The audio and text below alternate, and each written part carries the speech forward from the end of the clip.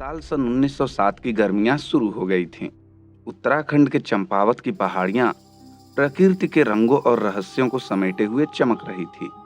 घूना घाट के पास बसे पाली गांव की कुछ महिलाएं जंगल के पास लकड़ियां बीनने निकली हुई थीं। तभी एक महिला की गर्दन पर पंजे का मजबूत वार हुआ। उस महिला की बस एक घूंटी सी चीख ही निकल पाई। साथ की महिलाओं ने जब पीछे मुड़कर देखा तो एक बाघिन उस महिला को अपने जबड़े में जकड़कर जंगल की तरफ खींचे जा रही थी। यह नजारा देखकर बाकी की महिलाओं ने शोर मचाया। गांव के 50 से अधिक लोग लाठी डंडे लेकर आ जुटे, लेकिन किसी में इतनी हिम्मत नहीं थी कि वो अपना कदम जंगल की तरफ आगे बढ़ाए। यह खौफ था उस आदमखोर का, जिसे नाम दिया गया था चंपावत का शैतान। नमस्कार दोस्तों, मैं हूं आनंद गुप्ता और आज के वीडियो में हम बात करने वाले हैं चंपावत में 436 से ज्यादा इंसानों को मारकर खाने वाली आदमखोर बाघिन के बारे में। दोस्तों, चंपावत की इस बाघिन ने कुल 436 लोगों को अपना निवाला बनाया था, जो कि Guinness book of world record में भी दर्ज है। इस बाघिन के आतंक की शुरुआत नेपाल के रूपल गांव से शुरू हुआ। यह गांव जंगल के किनारे बसा हुआ था। एक दिन खेत में काम कर रही एक महिला को एक बाघिन ने मार डाला। धीरे धीरे वहां ऐसी कई घटनाएं सुनने को मिलने लगी। पहले तो लोगों ने समझा कि यह शिकार कई बाघ मिलकर कर रहे हैं, क्योंकि आमतौर पर एक बाघ इतना ज्यादा संख्या में इंसानों का शिकार नहीं करता है। लेकिन बाद में पता चला कि यह शिकार केवल एक बाघिन ही कर रही है। धीरे धीरे वहां 200 से ज्यादा लोग इस बाघिन का शिकार हो चुके थे। नेपाल सरकार को इस बाघिन को मारने के लिए मजबूरन सेना की एक टुकड़ी को भेजना पड़ा। काफी प्रयास के बाद भी सेना को कोई सफलता नहीं मिली। ऐसे में एक दिन गांव के कुछ लोगों के साथ मिलकर सेना के लोगों ने उस बाघिन को घेर लिया, लेकिन बाघिन वहां से भी बच निकली। सेना द्वारा उसका लगातार पीछा किया गया, जिस कारण बाघिन शारदा नदी को पार कर भारत की सीमा में प्रवेश कर गई। भारत में आने के बाद अब उसका आतंक भारत में भी शुरू हो गया। यहाँ कुमायूं जिले के कुछ क्षेत्रों में उसने अपना शिकार शुरू कर दिया। उसके ज्यादातर हमले चंपावत व आसपास के गांव तक केंद्रित थे। उसके ज्यादातर हमले दिन के दौरान होते थे, जिसमें ज्यादातर महिलाएं व युवा लड़कियां होती थी, जो जंगल में अपने जानवरों के लिए चारा या लकड़ी इकट्ठा करने जाया करती थी। भारत में भी उसका शिकार करने का कई प्रयास किया गया, यहाँ तक कि उसका शिकार करने पर इनाम दिए जाने की भी घोषणा की गई।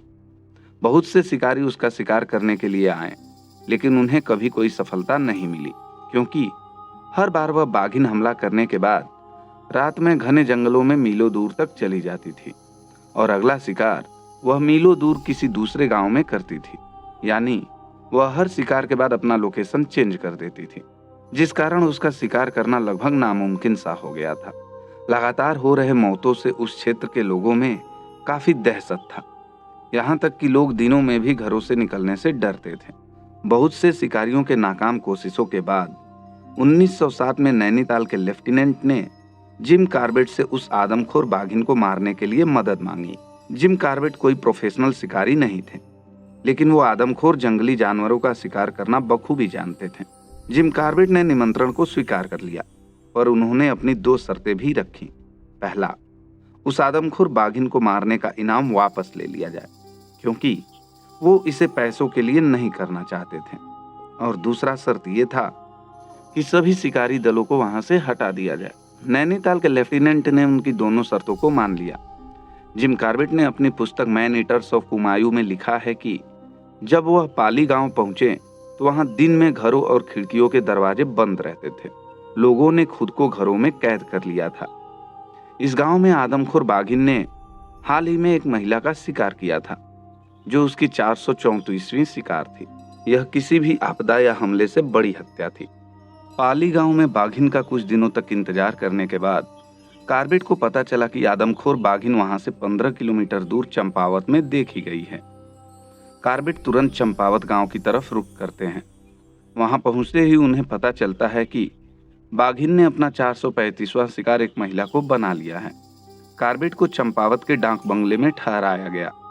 2 दिन बाद दोपहर के समय एक आदमी बदहवास सा दौड़ता हुआ कार्बेट के पास आया और बताया कि अभी खेत में काम कर रही एक 16 साल की बच्ची को बाघिन ने उठा लिया है। यह उसका 436वां शिकार था। कार्बेट बिना देर किए वहां के तहसीलदार को साथ लेकर चल देते हैं। घटना स्थल पर खून के धब्बे और बाघिन के पैरों के निशान का पीछा करते हुए कार्बेट उस जगह पर पहुंच जाते हैं जहां बाघिन अपने शिकार को खा रही थी। कार्बेट को देखकर बाघिन अपने शिकार को छोड़कर वहां से भाग गई, क्योंकि वह शिकार को लेकर ज्यादा दूर तक नहीं भाग सकती थी। कार्बेट जानते थे कि अपने शिकार के लिए बाघिन पुनः आएगी, इसलिए वह अगले दिन धोल कुल्हाड़ी बंदूक के साथ 200 से ज्यादा लोगों को इकट्ठा किया और उनसे शोर मचाने के लिए कहा, और खुद उस स्थान पर चले गए जहां से बाघिन का शिकार आसानी से किया जा सकता था। ढोल की आवाज सुनकर बाघिन अपनी झाड़ियों में से बाहर निकलकर खुद उस स्थान पर चली आई जहां से वो कार्बेट के निशाने पर थी।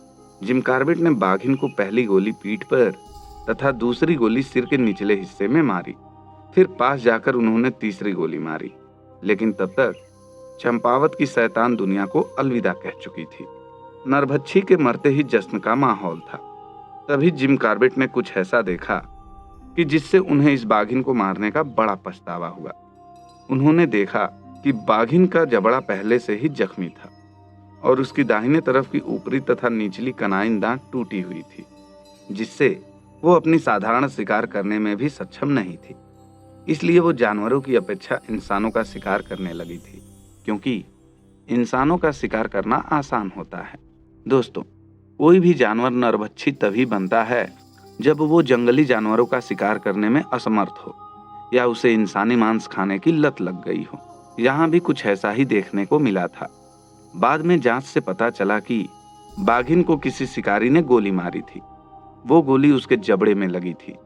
गोली से तो बाघिन बच गई, लेकिन उस गोली से उसकी दाहिनी तरफ की दोनों कनाइन दांत टूट गए, जिससे वो किसी भी जंगली जानवर का शिकार करने में असमर्थ हो गई थी। इसलिए उसने इंसानों का शिकार करना शुरू कर दिया, जो अपेक्षाकृत काफी आसान होता है।